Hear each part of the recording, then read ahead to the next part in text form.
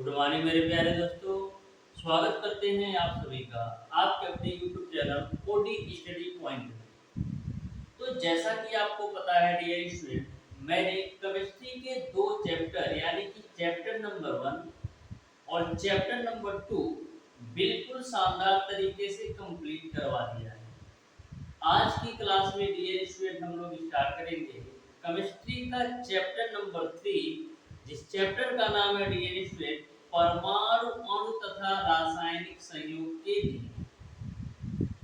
सबसे पहले dear student इस चैप्टर के बेसिक कॉन्सेप्ट और थ्योरी पार्ट को बिल्कुल बेहतरीन तरीके से समझने वाले हैं। उसके बाद से डियर स्टूडेंट इस चैप्टर से जितने भी क्वेश्चन थ्योरेटिकल और न्यूमेरिकल टाइप के बन सकते हैं, टोटल क्वेश्चन के बारे में डिस्कस करेंगे। बेसिकली डियर स्टूडेंट इस चैप्टर से आपके पॉलिटेक्निक अथवा आईईआरटी एग्जामिनेशन में न्यूमेरिकल ही क्वेश्चन पूछे जाते हैं, यानी कि आपसे न्यूमेरिकल ही क्वेश्चन पूछा जाएगा या 90% चांसेस है कि न्यूमेरिकल ही क्वेश्चन पूछा जाएगा। और इस चैप्टर से आपको दो क्वेश्चन 100% देखने को मिलेगा। जो आपका पहला क्वेश्चन होगा डियर स्टूडेंट वो आपका मोलर कॉन्सेप्ट से न्यूमेरिकल पूछा जाएगा, और जो आपका दूसरा क्वेश्चन होगा वो आपका रासायनिक संयोग के नियम से पूछा जाएगा। यदि रासायनिक संयोग के नियम से नहीं पूछेगा तो थ्योरी टाइप का एक क्वेश्चन पूछ लेगा। यानी कि दो क्वेश्चन 100% आना है, चाहे आप पॉलिटेक्निक एंट्रेंस एग्जाम की भी प्रिपरेशन कर रहे हो या आईईआरटी एंट्रेंस एग्जाम की। इस चैप्टर से दो क्वेश्चन 100% आएगा। दो से ज्यादा हो सकता है लेकिन दो से कम नहीं होगा। ठीक है डियर स्टूडेंट, जो भी स्टूडेंट अभी तक हमारे चैनल ओडी स्टडी पॉइंट को सब्सक्राइब नहीं किए हैं, सब्सक्राइब जरूर कर लेना डियर स्टूडेंट, क्योंकि मैं आपको यूट्यूब पर बिल्कुल फ्री ऑफ कॉस्ट कंप्लीट तैयारी कराने वाला हूँ। चाहे वो पॉलिटेक्निक एंट्रेंस एग्जाम हो या आईईआरटी एंट्रेंस एग्जाम, बिल्कुल बेहतरीन तरीके से मैं आपको तैयारी कराने वाला हूँ। तो डियर स्टूडेंट आइए हम लोग स्टार्ट करते हैं चैप्टर नंबर 3 को बिल्कुल बेहतरीन तरीके से समझिएगा। जैसा कि आपको पता है कि चैप्टर का नाम है परमाणु अणु तथा रासायनिक संयोग के नियम। तो सबसे पहले आपको समझना यह है कि परमाणु होता क्या है। तो डियर स्टूडेंट मैं आपको बता दूं कि जो परमाणु आपका होता है ना, बहुत ही छोटे छोटे कणों से मिलकर बना होता है। यानी कि जो आपका परमाणु होता है अत्यंत छोटे छोटे कणों से मिलकर बना होता है। तो सबसे पहला गुण ये होता है कि जो आपका परमाणु होता है अत्यंत छोटे छोटे कणों से मिलकर बना होता है, अति सूक्ष्म कणों से मिलकर बना होता है। और जो आपका परमाणु है डियर स्टूडेंट, ये आपका स्वतंत्र अवस्था में नहीं रह सकता। दूसरी क्वालिटी परमाणु की ये है कि यह आपका स्वतंत्र अवस्था में नहीं रह सकता, लेकिन स्वतंत्र अवस्था में नहीं रह सकता लेकिन रासायनिक अभिक्रिया में यह भाग लेता है। तो 3 पॉइंट आपको ध्यान में रखना है। पहला पॉइंट ये है कि जो आपका परमाणु होता है अत्यंत छोटे छोटे कणों से मिलकर बना होता है, वो आपका स्वतंत्र अवस्था में नहीं रह सकता। दूसरा पॉइंट है जो आपका परमाणु है स्वतंत्र अवस्था में नहीं रह सकता है, दूसरा पॉइंट है। और तीसरा पॉइंट आपको ये ध्यान में रखना है कि यह जो परमाणु होता है रासायनिक अभिक्रिया में भाग लेता है। तो 3 पॉइंट आपको नोट डाउन कर लेने हैं। चौथा पॉइंट से आपसे ये क्वेश्चन पूछा जाता है कि परमाणु की खोज किसने की थी। तो परमाणु की खोज ये स्टूडेंट सर्वप्रथम जॉन डाल्टन ने की थी। आपने पढ़ भी रखा होगा कि डाल्टन का परमाणुवाद का सिद्धांत। तो परमाणु की सबसे पहले जो खोज की थी वो आपका जॉन डाल्टन ने की थी। तो 4 पॉइंट से 4 क्वेश्चन आपके एग्जामिनेशन में थ्योरी टाइप के बन सकते हैं। तो परमाणु आपको क्लियर समझ में आ गया होगा। अब हम बात करते हैं डियर स्टूडेंट की अणु क्या होता है। तो जो आपका अणु की क्वालिटी है ना डियर स्टूडेंट, परमाणु से बिल्कुल अपोजिट है। जो आपका अणु होता है डियर स्टूडेंट वो छोटे छोटे कणों से मिलकर बना होता है, लेकिन जो मैंने आपको परमाणु बताया अति सूक्ष्म छोटे छोटे कणों से, यानी कि बहुत ही छोटे छोटे कणों से मिलकर बना होता है परमाणु। लेकिन जो अणु होता है छोटे छोटे कणों से मिलकर बना होता है। जैसा कि मैंने आपको बताया था कि जो आपका परमाणु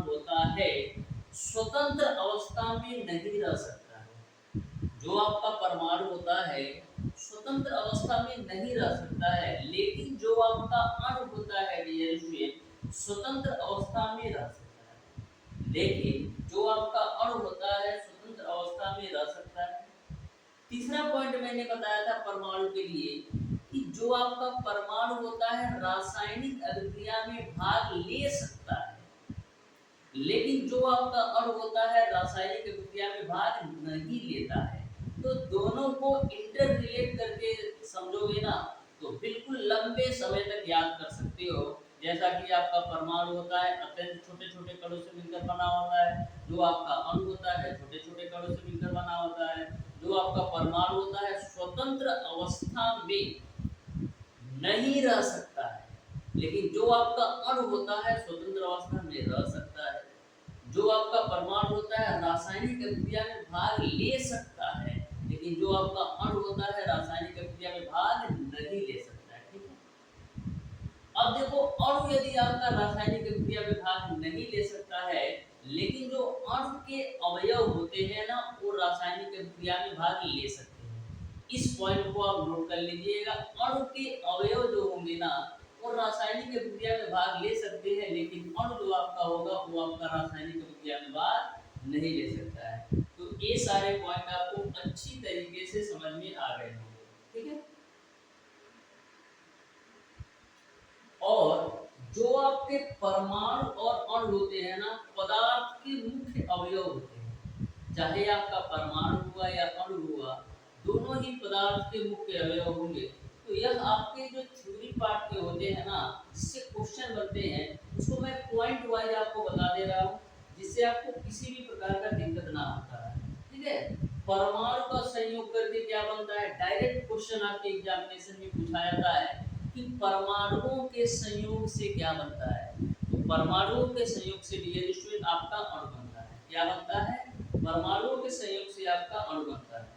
अब डियर स्टूडेंट परमाणुओं के संख्या के आधार पर अणु को डिवाइड किया गया, यानी कि परमाणुओं की संख्या के आधार पर अणु के प्रकार समझिएगा, यानी कि परमाणुओं की संख्या के आधार पर अणु का भी डिवाइड किया गया।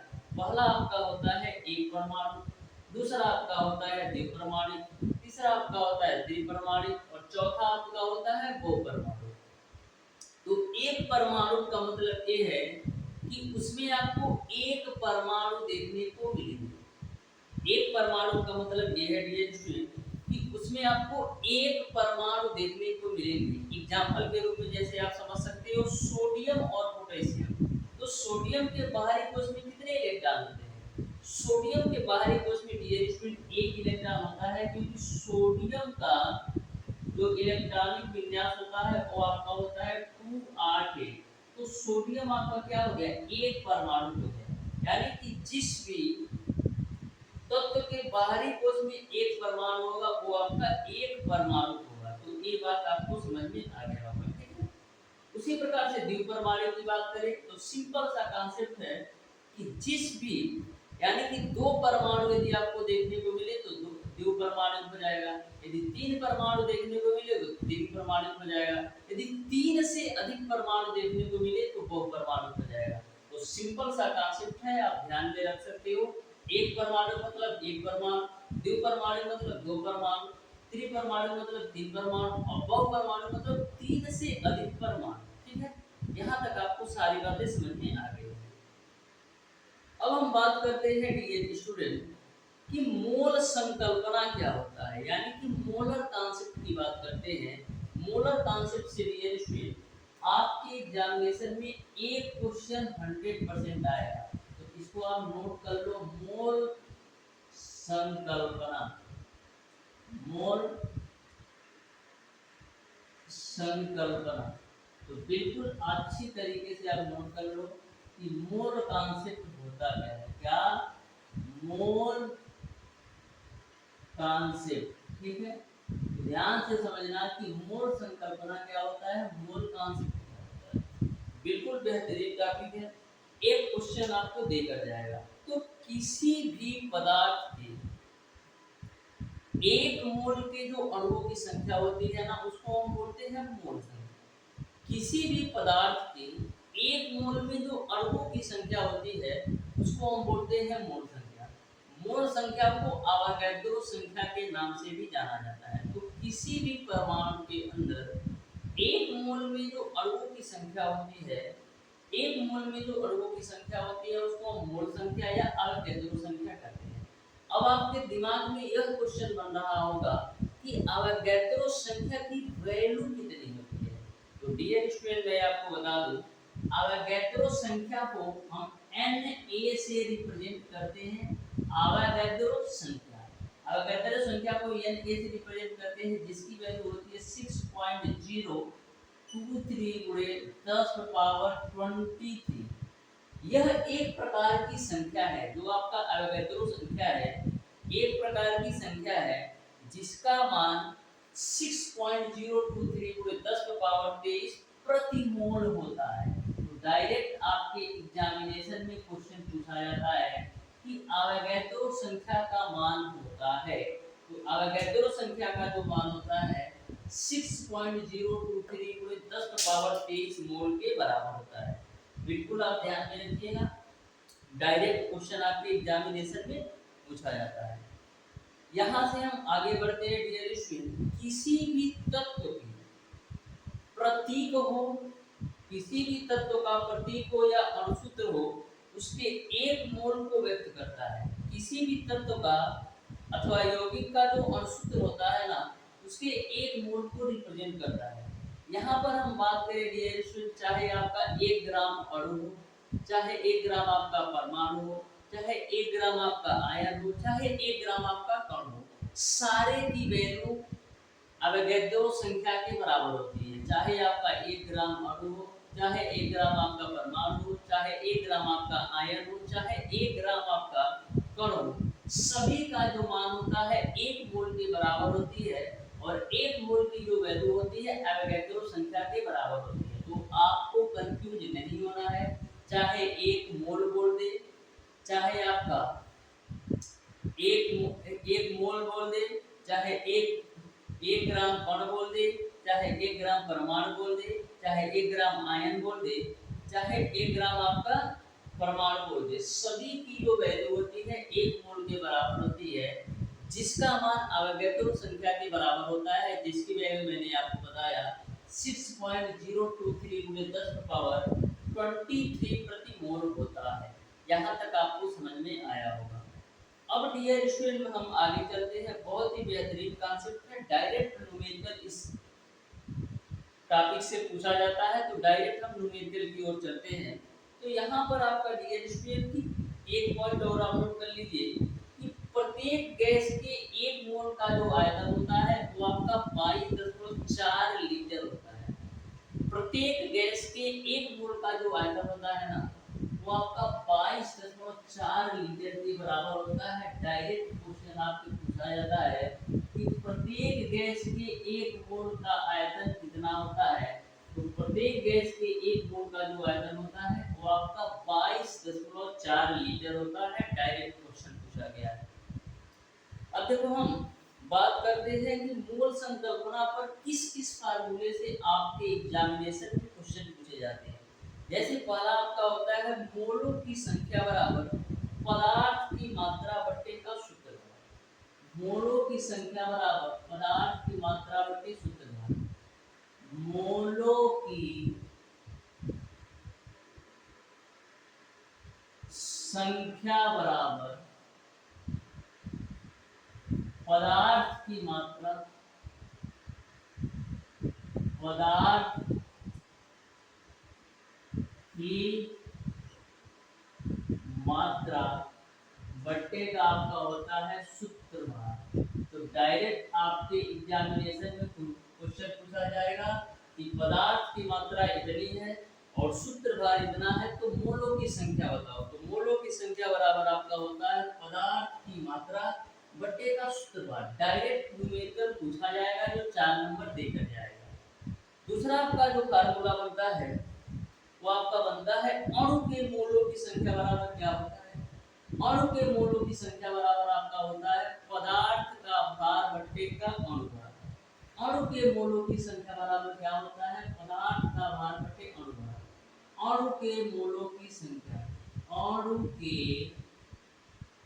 मोलों की संख्या अणु के मोलों की संख्या बराबर क्या होता है, पदार्थ का भार बटे अणु भार।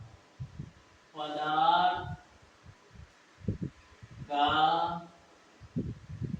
भार बट्टे का अणु भार होता है। एक तो हम लगाएंगे फार्मूला, जब आपको अणु के मोलों की संख्या पूछेगा, अणु के मोलों की संख्या बराबर आपका होता है पदार्थ का भार बट्टे का अणु भार। पदार्थ का भार बट्टे का क्या होता है, अणु भार। याद कैसे करेंगे इसके बारे में देखिए। जैसे यहाँ पर बोला है कि अणु के मोलों की संख्या, तो क्या आया, पदार्थ का भार बटे अणु का भार। अणु भार क्यों आया है, क्योंकि अणु के मोलों की संख्या निकालनी है। तीसरा जो आपका फार्मूला बनता है, परमाणु के मोलों की संख्या पूछे तब क्या होगा, तो परमाणु के मोलों की संख्या बराबर हो जाएगा पदार्थ का भार बटे का परमाणु भार। यानी कि परमाणु भार का पूछेगा, परमाणु के मोलों की संख्या पूछेगा तो नीचे परमाणु भार आएगा, यदि अणु के मोलों की संख्या पूछेगा तो नीचे अणु भार आएगा। तो ये भी आप कॉन्सेप्ट लिख लो, परमाणु के मोलों की संख्या, परमाणु के मोलों की संख्या, मोलों की संख्या बराबर क्या होगा, पदार्थ का भार बटे परमाणु भार। पदार्थ का भार बटे का परमाणु भार। तो बिल्कुल बेसिक से कॉन्सेप्ट है, आप ध्यान में रख सकते हो। यदि परमाणु की मोलों की संख्या पूछे तो नीचे परमाणु भार आया, यदि अणु के मोलों की संख्या पूछे तो नीचे अणु भार आया। नेक्स्ट आपका जो न्यूमेरिकल बनता है वो आपका बनता है मोलों की संख्या कैसे निकालोगे। तो मोलों की संख्या बराबर क्या होता है, एसटीपी पर गैस का आयतन बटे 22.4 लीटर। मोलों की संख्या कैसे निकालोगे, एसटीपी पर गैस का आयतन बटे 22.4। मोलों की संख्या, मोलों की संख्या कैसे निकालोगे, एसटीपी पर गैस का आयतन, एसटीपी पर गैस का आयतन, गैस का आयतन किसमें होता है, लीटर में, बटे का आपका होता है 22.4। इसको आप अच्छी तरीके से नोट कर लेना। मोलों की संख्या बराबर एसटीपी पर गैस का आयतन जो कि लीटर में होगा बटे का 22.4। डायरेक्ट आपसे न्यूमेरिकल पूछा जाएगा। एक न्यूमेरिकल आपका इस सूत्र पर भी पूछा जाता है कि गैस के मोलों की संख्या बराबर क्या होता है। गैस के मोलों की संख्या बराबर क्या होता है, तो एनटीपी पर गैस का आयतन बटे मानक मोलर आयतन होता है। गैस के मोलों की संख्या पूछे तब क्या होगा, गैस के मोलों की संख्या, गैस के मोलों की संख्या बराबर क्या होगा, एनटीपी पर गैस का आयतन बटे मानक मोलर आयतन। एनटीपी पर गैस का आयतन, एनटीपी पर गैस का आयतन बटेगा मानक मोलर आयतन, मानक मोलर आयतन। तो इस तरीके से आप पांचों फार्मूले को आप बिल्कुल अच्छी तरीके से दिमाग में बैठा लो। गैस के मोलों की संख्या पूछे तो एमटीपी पर गैस का आयतन बटे मानक मोलर आयतन होता है। वहीं पर मोलों की संख्या पूछे तो एसटीपी पर गैस का आयतन बटे 22.4 लीटर। तो डायरेक्ट एक क्वेश्चन आपको देखा जाने वाला है मोलर कॉन्सेप्ट यानी कि मोल संकल्पना से एक क्वेश्चन 100% आएगा। चाहे आप कोई भी प्रीवियस ईयर पेपर से उठाकर देख लो, एक क्वेश्चन आपको 100% देखने को मिलेगा कि मोलर कॉन्सेप्ट से यानी कि मोल संकल्पना से एक क्वेश्चन आया ही आया है, चाहे आप पॉलिटेक्निक एंट्रेंस एग्जाम दे रहे हो या आईईआरटी एंट्रेंस एग्जाम। तो प्यारे दोस्तों, आज की क्लास आपको कैसी लगी कमेंट बॉक्स में कमेंट करके जरूर बताइएगा। मिलते हैं नेक्स्ट क्लास में, तब तक के लिए धन्यवाद।